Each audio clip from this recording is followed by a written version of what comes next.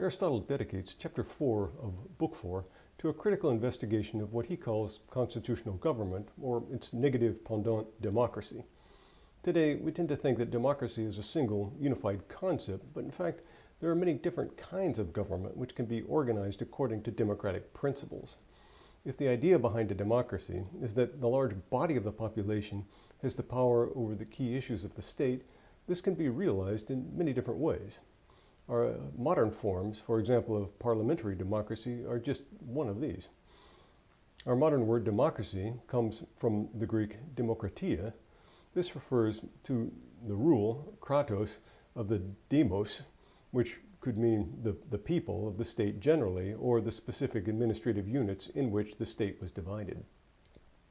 Each adult male in Athens was a member of a specific demos, or deme, that is, a local district that was the primary instance of political participation. We tend to think of democracy as being the exact opposite of a kingship or dictatorship, but Aristotle draws some interesting parallels between the two forms of government. He notes that in a democracy, the majority tend to act like a kind of king. Although the people are not a single person like a king, their decisions and policies can be virtually identical and have the same effect. Our expression, the tyranny of the majority, captures this sentiment.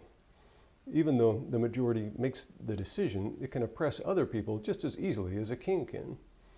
This explains why Aristotle uses the word democracy as a negative term for constitutional government that parallels the term tyranny with respect to kingship.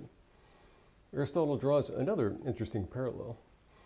In a democracy, popular leaders arise who have the gift of manipulating public opinion to get people to vote for things that are in the interest of the leader, although not necessarily that of the people. These popular leaders constitute the pendant of flatterers in a monarchy.